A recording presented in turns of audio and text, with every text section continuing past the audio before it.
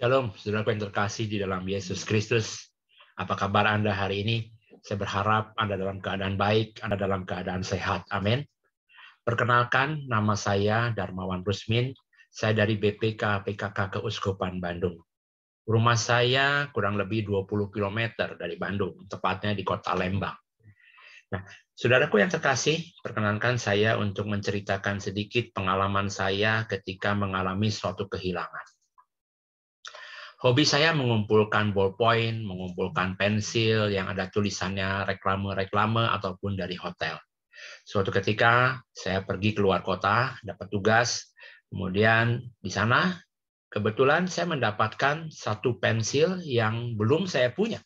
Wah, senang sekali pada saat itu, sukacita luar biasa. Ketika pulang ke rumah, saudaraku, saya cari-cari pensil ini untuk saya letakkan bersama dengan koleksi-koleksi saya yang lain. Tetapi ketika saya cari-cari, nggak ketemu. Waduh, hilang entah kemana. Lalu saya merasa penasaran, saudaraku, karena saya sangat sayang sekali dengan koleksi ini. Saya cari kemanapun, saudaraku. Saya cari di koper, saya cari di tas saya, kemudian nggak ketemu juga. Saya bongkar akhirnya tas ini, saudaraku. Saya bongkar satu persatu apa yang ada isinya, juga nggak ketemu. Tetapi saya masih penasaran. Karena di situ koper di dasarnya kan itu ada tutup alasnya, biasanya ada kain dan sebagainya. Saya buka, saudaraku. Ternyata pensil itu ada di situ. Perasaan saya pada saat itu sukacita luar biasa. Saya sangat senang menemukan kembali barang ataupun koleksi saya yang saya sukai, yaitu pensil ini. Perasaan sukacita. Nah, saudaraku yang terkasih di dalam Yesus Kristus, di dalam kitab suci pun ada 3 perumpamaan mengenai sesuatu yang hilang. Pertama adalah mengenai domba yang hilang, kedua adalah mengenai dirham yang hilang, ketiga adalah perumpamaan tentang anak yang hilang. Itu Anda bisa baca nanti di dalam Lukas bab 15 ayat 1 sampai 32. Kejadian ini dimulai dengan kejadian seperti ini, saudaraku. Dalam Lukas bab 15 ayat 1 sampai 3, di sini dikatakan, para pemungut cukai dan orang-orang berdosa biasanya datang kepada Yesus untuk mendengarkan dia. Jadi saat itu kondisinya adalah begitu banyaknya para pemungut cukai dan orang-orang berdosa datang kepada Yesus untuk mendengarkan Yesus. Nah, kelihatannya ada satu kondisi yang tidak disukai oleh beberapa orang. Nah, di sini dikatakan yang kedua, bahwa maka bersungut-sungutlah orang-orang Farisi dan ahli-ahli Taurat, katanya. Ia menerima orang-orang berdosa dan makan bersama-sama dengan mereka. Orang-orang Farisi dan ahli-ahli Taurat nggak suka tuh. Begitu banyaknya pemungut cukai, begitu banyaknya orang berdosa datang kepada Yesus. Di ayat yang ketiga, sini katakan, lalu ia mengatakan perumpamaan ini kepada mereka. Ya, Yesus mengatakan perumpamaan ini kepada orang-orang Farisi dan ahli-ahli Taurat. Perumpamaan yang pertama tadi dikatakan untuk domba yang hilang. Ya, kita tahu ceritanya bahwa satu orang gembala, satu orang punya 100 domba. Dan satu domba ini hilang. Yang terjadi apa? Dicari, saudaraku. Kemanapun dicari. Saya tahu pasti kondisinya pada saat itu sangat sulit. Ya, karena apa? Karena begitu luasnya tempat dan domba ini nggak tahu di mana raibnya, hilangnya. Dicari kemana-mana, dia cari ke sana, ke sini, ke sana, ke sini. Ya, pasti suatu kondisi yang sulit. Tetapi ketika domba ini tercari, diketemukan, apa yang terjadi? Bersukacitalah, ya, gembala ini. Dia pasti senang luar biasa menemukan kembali domba yang hilang. Ya, dia menemukan sesuatu yang dicari-carinya dengan kesulitan yang sangat. Nah, kondisinya adalah hilang, diketemukan, dan bersukacita. Di perumpamaan yang kedua, tentang dirham yang hilang pun sama. Seorang perempuan yang mengalami kehilangan dirhamnya, lalu dikatakan di dalam kitab suci, di dalam ayat yang ke-8, di sini dikatakan, atau perempuan manakah yang mempunyai 10 dirham, dan jika ia kehilangan satu di antaranya, tidak menyalakan pelita dan menyapu rumah, serta mencarinya dengan cermat sampai ia menemukannya. Kondisinya sama dengan tadi ketika domba yang hilang, dia kehilangan dirhamnya, Kemudian dia cari, dia nyalakan pelita, dia nyalakan lampu. Karena mungkin kondisinya gelap pada saat itu. Ya, dia cari, dia sapu rumahnya, di setiap pelosok kiri kanan, ya, pelosok-pelosok kemanapun dia sapu sehingga dia menemukan dirham ini. Dan ketika ia menemukan dirham ini, di ayat yang ke-9 dikatakan, dan kalau ia telah menemukannya, ia memanggil sahabat-sahabat dan tetangga-tetangganya serta berkata, bersukacitalah bersama-sama dengan aku sebab dirhamku yang hilang itu telah kutemukan. Jadi ada perasaan yang sama ketika sesuatu yang hilang diketemukan, bersukacitalah, bergembira dia menemukan sesuatu yang hilang. Mari sekarang kita melihat, saudaraku, di dalam perumpamaan yang ketiga, perumpamaan tentang anak yang hilang. Di ayat yang ke-11 di sini dikatakan, Yesus berkata lagi, ada seorang punya 2 anak laki-laki. Jadi kondisinya sekarang ada seorang bapak yang punya 2 anak. Ya, katakanlah si sulung dan si bungsu. Ya. Kemudian di ayat yang selanjutnya, ayat yang ke-12, kata yang bungsu kepada ayahnya, "Bapak, berikanlah kepadaku bagian harta milik yang menjadi hakku." Waduh, kelihatannya anak ini anak yang kurang berbakti ya. Karena menurut tradisi kan biasanya seseorang yang mendapatkan warisan itu adalah ketika ayahnya atau ibunya sudah meninggal, ya. Tapi ini kondisinya berbeda. Ayahnya masih hidup, tetapi anak yang bungsu ini datang kepada bapaknya dan mengatakan, "Bapak, aku mau minta tuh harta milik kita yang menjadi hakku." Ya. Pada waktu itu, pada zaman saat itu, anak yang sulung menerima 2/3 dari haknya untuk harta warisan. Jadi anak yang bungsu ini menerima 1/3, tapi dia sudah meminta duluan haknya. Nah, bapak ini rupanya bapak yang baik, ya. Dia memberikan haknya, ya. Dia memberikan harta yang diminta oleh anaknya ini. Di ayat yang ke-13, beberapa hari kemudian anak bungsu itu menjual seluruh bagiannya itu, lalu pergi ke negeri yang jauh. Setelah anak bungsu ini mendapatkan hartanya, lalu dia pergi menjual hartanya. Dan setelah dia mendapatkan uang yang begitu banyak, ia pergi ke negeri yang jauh. Artinya apa? Dia pergi dari rumah bapaknya. Dia memutuskan relasi dengan bapaknya. Ya. Pengertian memutuskan relasi di sini, saudaraku, sangat-sangat menurut saya sangat sedih ya. Karena biasanya seorang bapak kan pengen anaknya selalu dekat-dekat dengan dia, betul ya. Tapi anak yang bungsu ini memutuskan untuk pergi ke negeri yang jauh. Artinya apa? Memutuskan relasi dengan bapaknya. Kalau zaman sekarang mungkin mudah ya. Ketika seseorang pergi atau memutuskan pergi ke negeri yang jauh, ada handphone. Sekarang mudah sekali, kita bisa video call, kita bisa telepon. Tapi ini zaman dahulu yang belum ada handphone, belum ada telepon, belum ada telegram, ya, belum ada apa-apa. Artinya memutuskan relasi, sama sekali nggak ada hubungan lagi dengan bapaknya. Tapi saya mau mengatakan di sini, saudaraku, bapak, kita punya 2 bapak. Bapak dengan huruf kecil, itu bapak kandung kita. Bapak dengan huruf yang besar, yaitu Yesus, bapak kita yang sejati. Ya. Seberapa sering kita umat manusia meninggalkan ataupun memutuskan relasi dengan Bapa kita di surga, Bapa dengan huruf besar. Ketika kita mengalami suatu sukacita, mungkin seringkali kita lupa kepada Bapa kita di surga. Tetapi ketika kita sudah mentok, kita sudah mengalami suatu masalah, seringkali kita ingat Bapa di surga, aduh benar ya, Bapakku itu Bapa yang baik hati. Baru kembali kepada Bapa. Nah, ini adalah suatu pengertian pergi ke negeri yang jauh. Nanti saya akan cerita, saudaraku, bahwa saya pun sering kali ya, ketika mengalami suatu masalah, baru mentok, baru mengingat Bapa kita di surga. Nah, saudara yang terkasih, ayat selanjutnya mengatakan apa? Di ayat yang ke-13. Setelah anak bungsu ini pergi ke negeri yang jauh, dia tinggal di suatu kota. Di sana ia memboroskan harta miliknya itu dengan hidup berfoya-foya. Ya. Jadi satu kondisi yang sangat miris ya.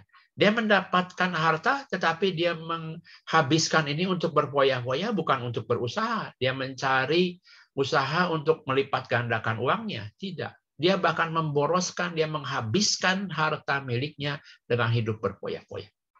Berfoya-foya artinya mungkin bisa dia hidup bersama dengan teman-temannya yang baru pada saat itu dengan mabuk-mabukan, dengan berjudi, dengan main perempuan.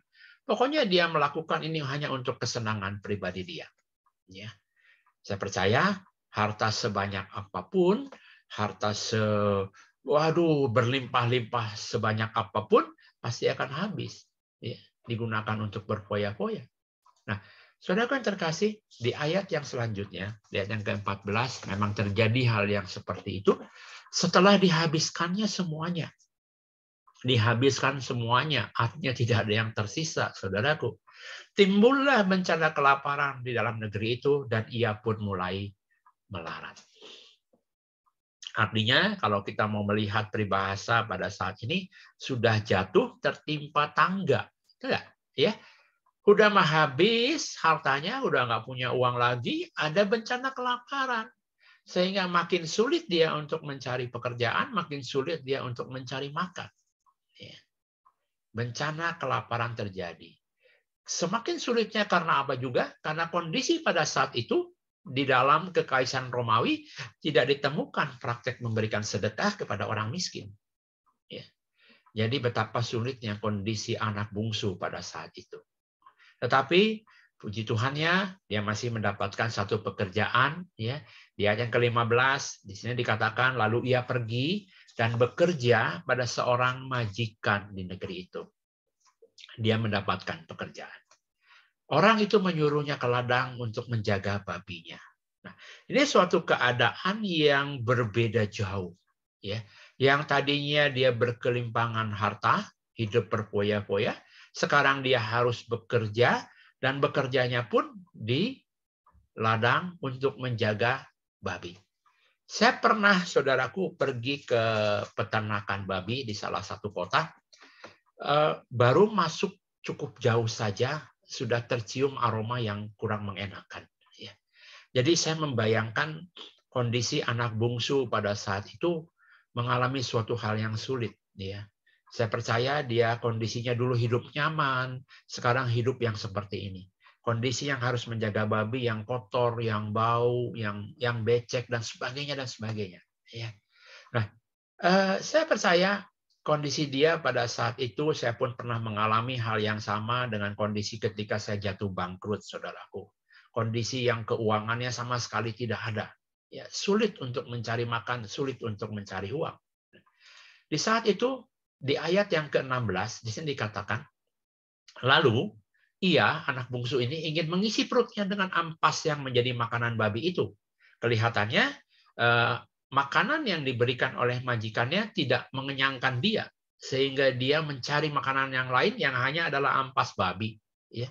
Tetapi di sini dikatakan tidak seorang pun yang memberikannya kepadanya. Bahkan saya mau makan ampas babi pun nggak ada orang yang memberikannya kepada si bungsu ini. Jadi kita melihat kembali bahwa keadaan yang berbeda, yang sangat jauh berbeda.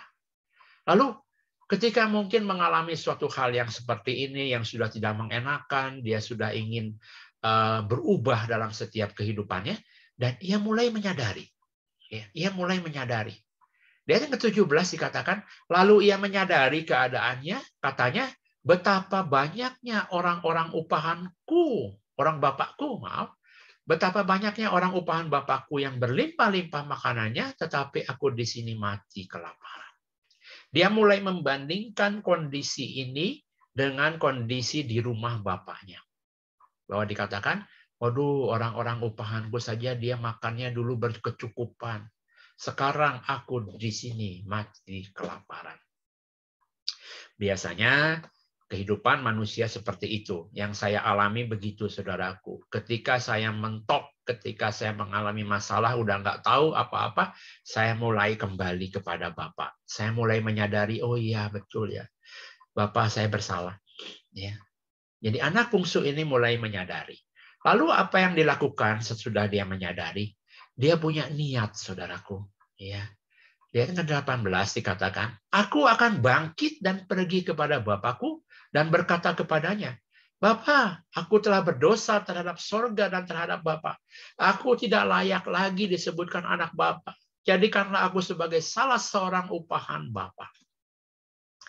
Sesudah anak bungsu ini menyadari dia bersalah, kemudian dia punya niat, ya, aku akan bangkit dan pergi kepada Bapakku. Ya, dia belum melakukan ini, dia belum bangkit, dia belum melakukan ini semua. Karena di sini baru aku akan bangkit dan pergi kepada Bapakku.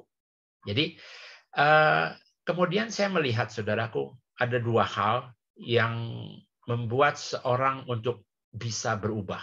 Ya, adalah pertama menyadari, yang kedua adalah punya niat. Tapi apakah ini cukup? Belum, saudaraku. Karena kita belum bergerak. Ya. Apa yang dilakukan oleh anak bungsu ini dan ke-20? Maka bangkitlah ia dan pergi kepada bapaknya. Ketika ia masih jauh, ayahnya telah melihatnya. Ya. Tapi yang penting di sini adalah 3 hal untuk berubah. Menyadari, punya niat, dan take action. Ini dilakukan oleh anak bungsu ini, saudaraku. Maka bangkitlah ia dan pergi kepada bapaknya. Lalu apa yang terjadi, saudaraku? Ketika dia mungkin sudah dekat dengan rumahnya, di sini dikatakan ketika ia masih jauh, ayahnya telah melihatnya. Ini merupakan Bapak yang sangat luar biasa. Ayah yang sangat luar biasa. Ayah yang mengetahui sosok anaknya. Anak yang mengetahui ciri-ciri anaknya. Karena di sini dikatakan ketika masih jauh, ayahnya telah melihatnya. Oh, itu anak bungsuku. Lalu ia tergeraklah hatinya oleh belas kasihan. Ayah itu berlari mendapatkan dia, lalu merangkul dan mencium dia. Ya. Bapak yang luar biasa. Ayah yang luar biasa.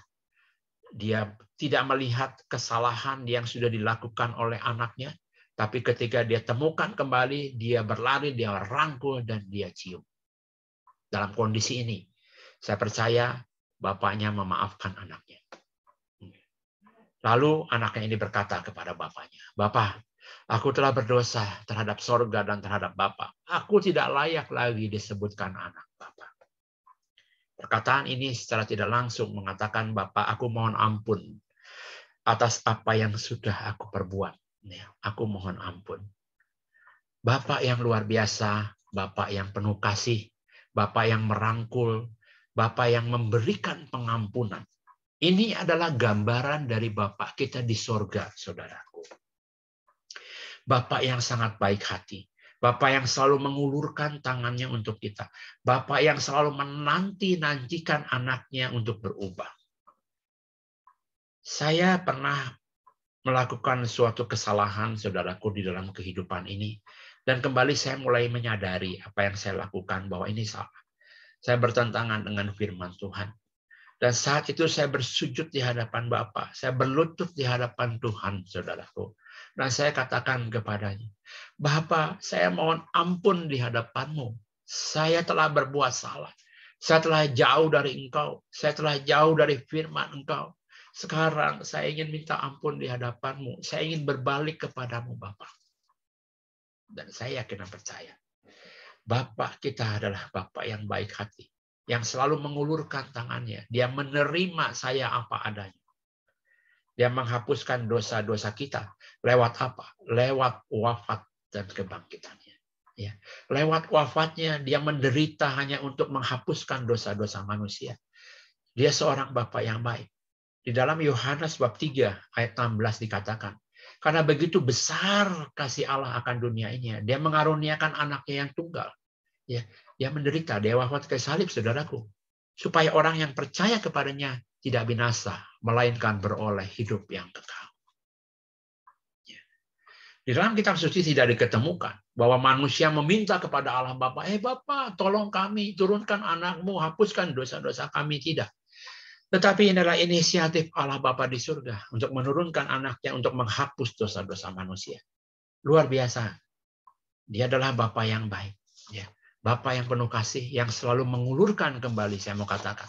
tangannya untuk menghapus dosa-dosa manusia, untuk merangkul kita, untuk memeluk kita. Ya. Gambaran Bapa kita di surga.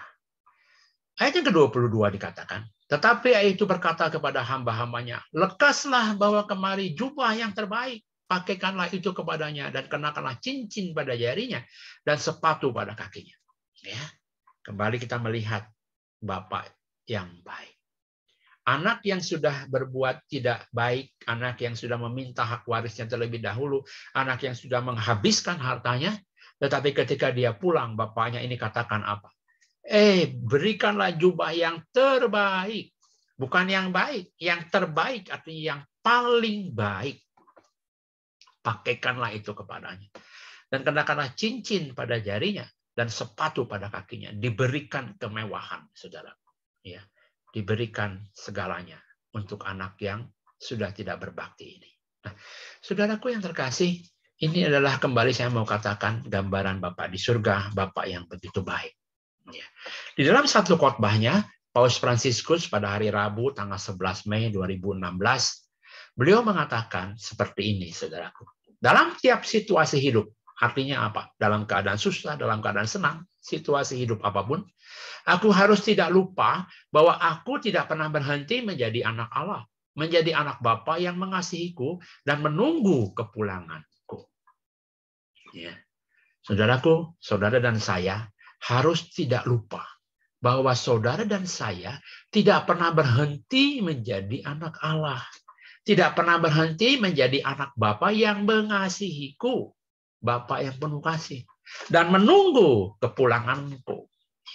Selalu menunggu kita untuk kembali kepada Dia.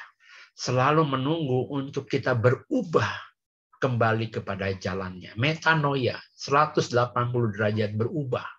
Yang tadinya mungkin kita hidup berpoya-poya, yang tadi kita hidup tidak baik, kita sekarang kembali kepada Bapa untuk hidup sesuai dengan firman Tuhan.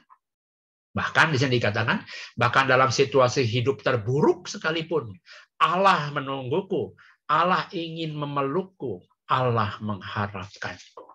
Artinya apa? Allah menunggu kita, saudaraku. Kapan kita mau berubah? Saudaraku, saya tidak mau menakut-nakuti kehidupan ini, tetapi satu hal yang harus kita hadapi adalah kematian. Dan kematian ini tidak ada seorang pun yang tahu kapan ini akan terjadi di dalam kehidupan kita. Ada satu istilah yang mengatakan jam kehidupan hanya diputar sekali, dan tak seorang pun tahu kapan akan berhenti. Kalau saya lihat surat kabar, kalau saya lihat berita-berita di handphone, di WhatsApp dari teman-teman gitu ya. Ada seorang meninggal umur 70, ada orang meninggal umur 60, 50, 40, bahkan ada bayi yang meninggal. Artinya apa? Yaitu tadi, jam kehidupan hanya diputar sekali dan tidak ada seorang pun yang tahu. Lalu kapan kita akan berubah? Kapan kita akan kembali kepada Bapa? Sekarang Bapa kita sedang menunggu kita. Sekarang Bapa kita menunggu untuk mengatakan bahwa, aduh Tuhan, aku bersalah kepadamu. Aku ingin kembali kepadamu. Ya. Allah masih menunggu kita. Allah menunggu kita untuk merangkul kita, memeluk kita. Ya. Saudara yang terkasih, keputusan ada di tangan saudara dan saya. Keputusan ada di tangan manusia. Apakah kita mau berubah? Anak yang hilang ini menunjukkan, ataupun anak yang bungsu ini menunjukkan bahwa dia mau berubah. Tadi dikatakan bahwa dia menyadari, dia punya niat, dan dia ambil langkah untuk kembali ke rumah Bapa. Ya, dia punya niat. Nah, sekarang kembali kepada keputusan kita pribadi. Kita yang sudah jauh dari Tuhan mungkin pada saat ini, kita berubah untuk kehidupan kita, inilah saatnya, saudaraku. Keputusan ada di tangan kita. Karena di dalam dunia ini, saudaraku, ada dua hal yang terjadi pada saat ini adalah hal-hal yang tidak dapat diubah, dan hal-hal yang dapat diubah. Hal-hal yang tidak dapat diubah seperti apa? Seperti mungkin kelahiran kita. Siapa orang tua kita, siapa kakak adik kita tidak bisa ubah. Urutan waktu dalam sejarah, ras, jenis kelamin, urutan kelahiran tadi, jumlah saudara kandung, ciri-ciri fisik kita seperti ini, usia kita, kematian kita tidak bisa ubah. Kita tidak bisa atur untuk kehidupan kita sendiri. Ya. Ini hal-hal yang tidak bisa diubah. Tetapi ada hal-hal yang bisa diubah dalam kehidupan ini. Dan yang bisa mengubah ini adalah diri kita sendiri. Yaitu keadaan kita pada saat ini. Ya. Apakah kita mau kembali kepada Bapa? Apakah kita mau dirangkul kembali oleh Bapa? Ya. Apakah kita mau kembali tadi metanoia 180 derajat dari perbuatan kita yang jauh daripada firman Tuhan, sekarang kembali kepada Bapa sesuai dengan apa yang menjadi harapan Dia. Nah, saudaraku yang terkasih, keputusan ini ada di tangan kita. Apakah kita punya kesadaran untuk berubah? Apakah kita punya niat untuk berubah? Apakah kita mau mengambil langkah untuk berubah? Seperti hanya saya pribadi, saudaraku. Ketika waktu itu mungkin saya berada dalam kondisi yang mengenakan seperti anak yang bungsu ini. Saya jauh dari Bapa. Sehingga saya mengalami suatu kebangkrutan. Dan ketika saya mentok kepada masalah ini, saya mulai memandang apa yang menjadi firman Tuhan. Kembalilah kepadaku. Sadarilah ini. Saya mulai datang kepada Bapa. Saya mulai bersujud kepada Bapa. Saya mulai mencintai Bapa di surga. Dan kondisi ini berubah, saudaraku. Ada satu perasaan sukacita pada saat itu. Dan Tuhan ubahkan saya, saudaraku. Saya mengalami hal yang sulit pada saat itu. Tetapi ketika saya bersujud di hadapan Bapa, hal yang sulit ini saya bisa lalui dengan sukacita. Apakah saya mengalami perubahan hidup pada saat itu dalam kondisi duniawi? Belum, saudaraku. Saya masih sulit untuk mencari uang. Saya masih sulit untuk mencari makan. Tetapi perbedaannya pada saat itu adalah apa? Ada perasaan sukacita dalam hati. Karena apa? Saya merasa ada Tuhan yang membimbing saya. Saya merasa ada Tuhan yang merangkul saya. Saya merasa Tuhan yang selalu memberikan yang terbaik dalam kehidupan saya.